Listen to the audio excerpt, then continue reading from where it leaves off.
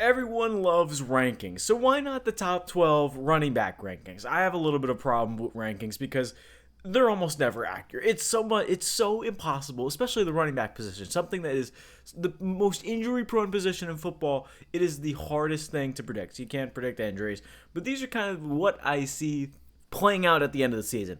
These are the 12 guys that I have in the top 12, obviously. That's what the whole video is about. But I do want to show you the 13, well, that's a little bit of a spoiler, but I do want to show you the 13 through 24 that just missed the list. Derrick Henry, Jeremiah Love, Devon Achane.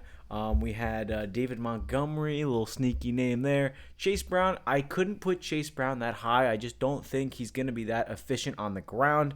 And I do think Samaje Perine takes a little bit of that backfield. That's just my personal opinion. I know a lot of people are probably going to yell at me for that, and we could talk about that in a different day. But this is kind of how I see my list ranking out. Kyron is definitely a little low for some people. Jonathan Brooks. But those are kind of the names that missed the top 12. If you're wondering, probably Chase Brown missed the list for a lot of people, and Jonathan Taylor's probably a little low for some people. But let's jump right into it with number 12 in Jonathan Taylor. Okay, he's going as the running back 4 right now. The thing about Jonathan Taylor that makes him so special is the running ability, right? How good is he going to be through the air? That's my biggest problem. I don't think he's going to have a 40 reception season. He's never really been a crazy receiving back. I'm sure he's going to be on the field a lot. But here's another thing. You look at the past 2 seasons, in 2025, 2024, he had 300 attempts in both of those seasons. There's been a lot of wear and tear on his body, and the Colts have physically said, they've gone out and said, we want to take the load off of Jonathan Taylor. So I think that he'll regress a lot. Even if he plays a fully healthy season, he's not going to have a 1,600-yard season. For me, the 18 touchdowns was an outlier last year. He was on pace to break LaDainian Tomlinson's record. But when you look at it, the 18 touchdowns, a lot of those came in the majority of the first half of the season. Obviously, we know Daniel Jones got hurt. But the biggest problem for me is there is no upside here. I think 12 is honestly fair. Maybe it's a little low, but he's not going to be a top 5 fantasy running back. He had a season for the ages last year. Last year, I actually told you to draft him going, in the second, third round turn. I love the value there. But now, I think there's a lot of other guys with higher upside. Ashton Jeanty. You got a lot of names there in Kenneth Walker, who's probably a little safer, I would argue. And then there's also Omarion Hampton. So I love a lot of these guys, and a lot of those names are on the list. I don't want to spoil too much, but I also have to give my reasoning to why Jonathan Taylor is not going to be there. Number 11, Josh Jacobs. Now, here's the thing. You could argue Josh Jacobs falls out of this list because of the suspension, the off-the-field issues. I know he's dealing with a groin injury right now. He's probably going to miss a week. He should be okay to start the season. And I know he's also getting older as well. The biggest thing for me was the touchdowns, right? You lose Marshawn Lloyd to the Seahawks. You lose Emmanuel Wilson to the Seahawks. Marshawn Lloyd is now the backup. Josh Jacobs still the 3-down workhorse back, and although he doesn't catch many passes, he's going to get a lot of carries, a lot of touchdowns, and that's kind of what the Packers do in this offense. So, if there's legal issues, I'm sure Jonathan Taylor will be moved up a spot. Derrick Henry will make the top 12, but I think the biggest thing for Jacobs is he's probably pretty touchdown dependent, but after a season where he dealt with a knee injury for the back half of last season and just kind of was playing hurt through a lot of these games, I think if, fully healthy, he stays healthy the whole season, there's a chance he could finish top 10. 1,100 yards is pretty fair. Again, he's getting up there in age, so that's another thing. Just turned 28, so again, the running back age is kind of up there. I think Henry's really the only outlier, like 32. But no, I think this is a fair spot for Jacobs. Like saying he doesn't miss any time and he doesn't get suspended, I think this is pretty fair for him. Number 10, James Cook. Nobody's going to like it, but I actually had him a lower originally. He's a very safe pick. The problem I have is he was the leading rusher last year. And again, people can be like, oh, that's a great thing. You can't look at last year's numbers and say, oh, he's going to do that again this year. It is almost impossible to replicate the highest caliber season ever. 300 carries, 1,600 yards. That's a lot for James Cook. 5 yards a carry. I still gave him 5 yards a carry at 267 carries. 1,300-yard season, 13 touchdowns. The problem with James Cook is he has no upside. The receiving volume in a PPR format, he needs to catch at least 40 passes, maybe 50, to be considered a top 5 running back. He was number 5 last year, yet he was 60 points off Jonathan Taylor at number 4. So that's a big red flag for me, to where it's like, okay, James Cook is a very safe valued RB1 to take at the end of the first round. But to look at the upside as other potential players that are going to be on this list ahead of him, Omarion Hampton, I'm not going to spoil the rest, but you just look at a lot of these names, I'm just like, James Cook is a safe, phototypical, plug and play, going to be good. But also, you look at just kind of the history with running backs that have led the league over the past 25 years, there's been a 27%, I think it's somewhere around there, a decline in production the next season. So whether it's an injury, that something happens to where, okay, there's just less efficiency. I don't know how to explain it, but that's just how the history has gone. So for James Cook, I like him. He cannot be any higher than 10 for me personally, just because he doesn't have the upside, and he's not going to have 300 carries like he did last year. Number 9, Omarion Hampton. I like him a lot. I mean, I feel like a lot of people are overhyping. We just heard the Dolphin.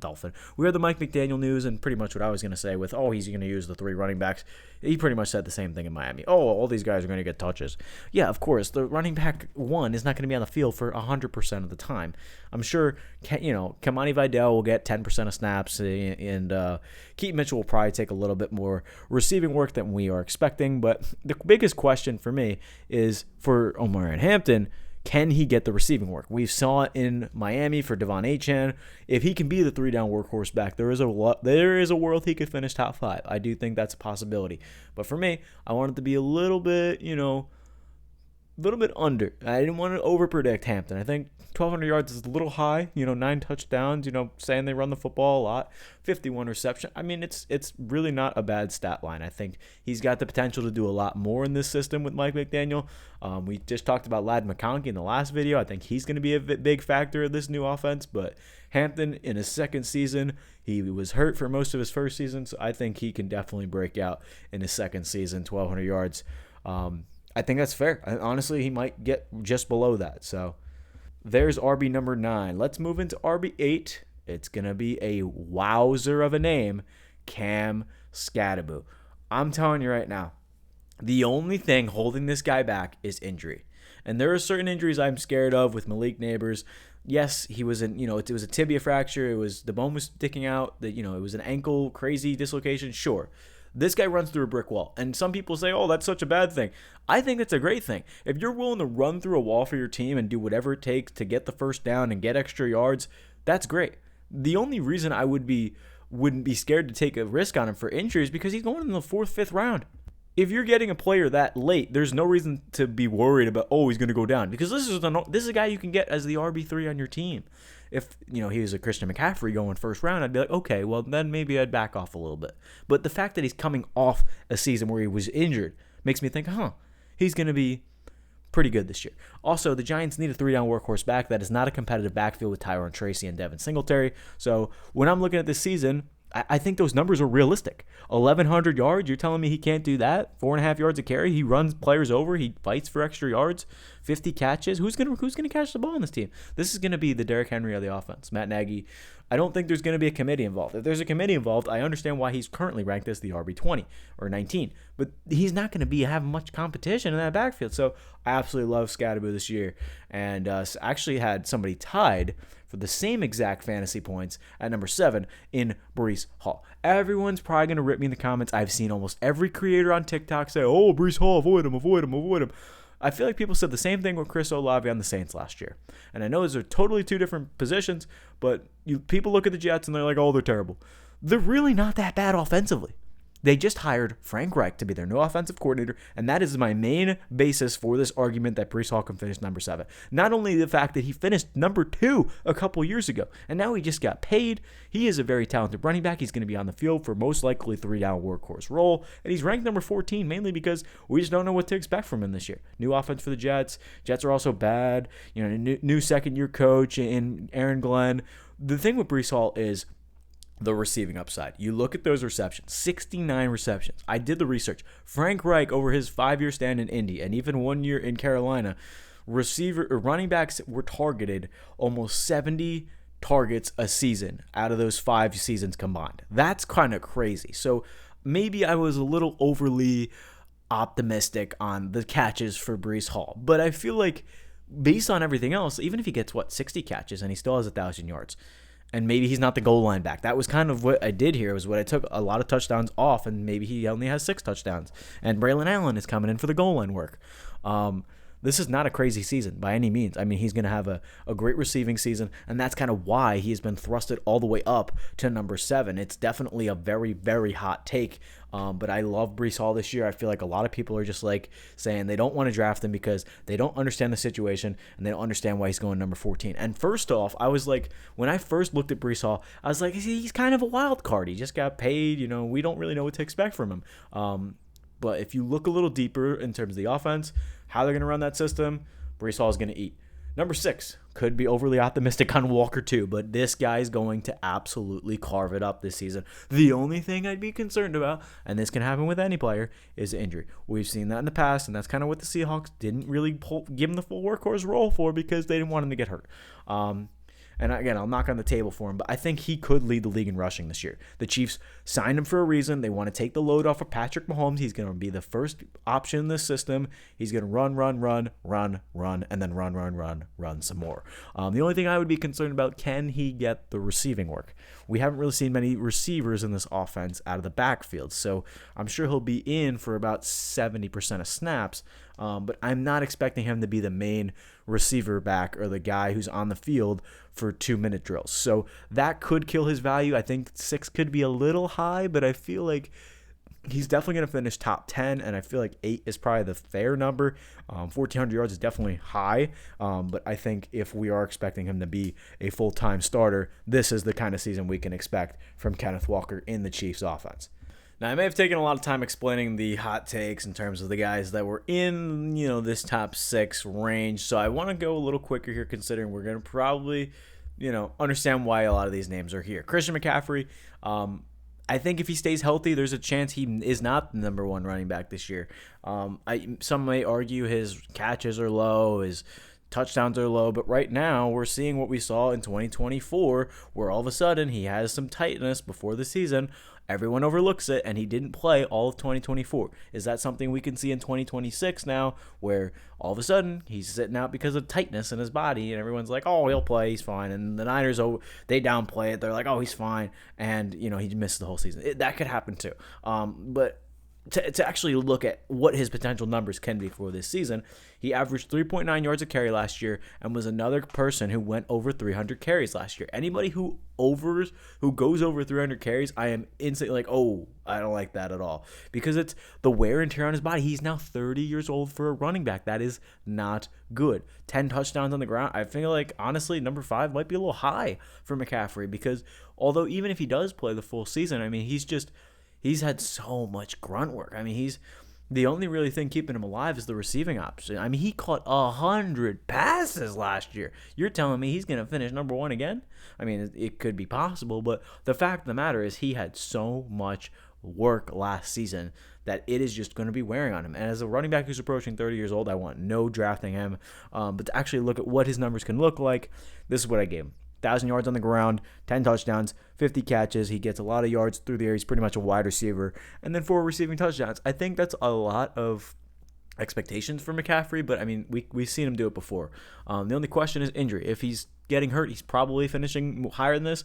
If he gets hurt, he's probably finishing lower than this. And if he doesn't get hurt, he may finish higher than this. But I feel like 5 was a good medium in terms of, I just really don't know what to expect from McCaffrey this year, and he's probably not going to be anything crazy great. Now, number 4, Saquon Barkley. I really do like Saquon. I mean, he's really the guy in the Eagles offense that they have to give the ball. I mean, he has to get involved in the receiving game.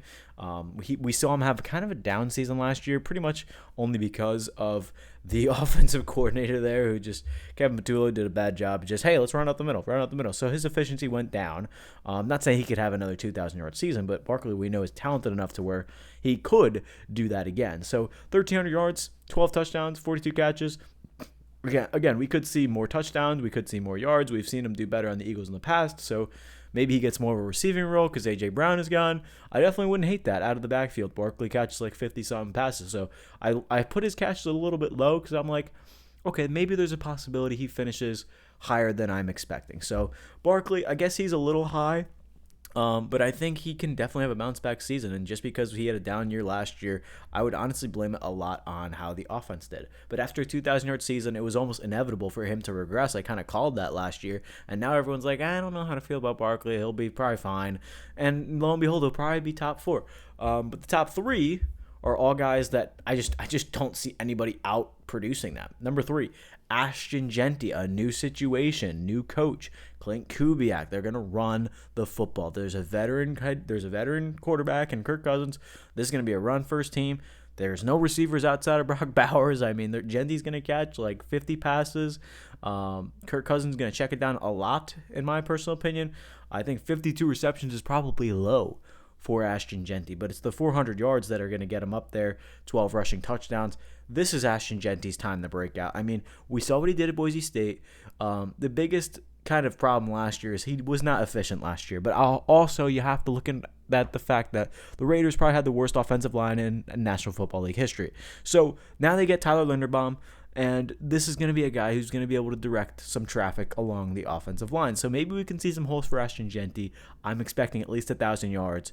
And there's really no reason why he can't be a top 3 running back this year, because there's so much upside for him because he's so young. And we saw the same thing with this number 2 guy. Both Bijan and obviously the number 1 guy left off the list in Gibbs. Trying to talk too fast here. But with Jeanty, to stay on him for a second, you look at Ashton Jeanty. We'll just go back. Ashton Jeanty and Bijan Robinson both broke out. Well, I'm just talking the future person. But Bijan and Gibbs were both second-year guys that kind of flourished. They both struggled their rookie year. They didn't get a crazy amount of attempts. And then, the second season, they kind of just opened up the floodgates. So that's what I'm expecting with Jeanty here. He's going to get let loose. And I think Clint Kubiak comes from a system. He comes from the 49ers system. He's going to let him go. Bijan Robinson, I mean, he just got paid. I mean, there's really no reason to say he's not going to finish here unless there is an injury. I mean, he just had an amazing season. But, I mean, he's in the prime years of his career, 24 years old. I mean, he's still so good. The haircut is not so much so good. But, yeah, he's going to be a monster this year. 292 carries, 1,300 yards, 13 touchdowns, 64 catches. I might be statting him a little low here. Honestly, I didn't really know where to put the RB1 in terms of what the highest yards were going to be for this season. And honestly, I just realized that my highest rushing guy is this guy, Jahmyr Gibbs, at 1,500 yards. And then right behind him is Kenneth Walker. So I think Kenneth Walker could easily lead the league in rushing. But these top 3, I don't know. I think they're pretty interesting. Jahmyr Gibbs, 1,500 yards, 78 catches. There's definitely a chance Bijan could finish ahead of him, just considering, maybe Tua is a check down merchant. Whoever starts at quarterback, maybe Bijan just has more catches than Gibbs. But I think it's going to be a battle of who is going to be the number 1 guy between Gibbs and Bijan. Pacheco is probably a lower handcuff than Brian Robinson. But, I don't know who to pick between both of these guys. At least you do have a clear-cut handcuff, so if they do go down, you do have a starting running back still. With McCaffrey, I'm sure the Niners will rotate, so I wouldn't draft McCaffrey just because, he's got upside, but there's really no true handcuff. So those are the top 12 fantasy wide receivers.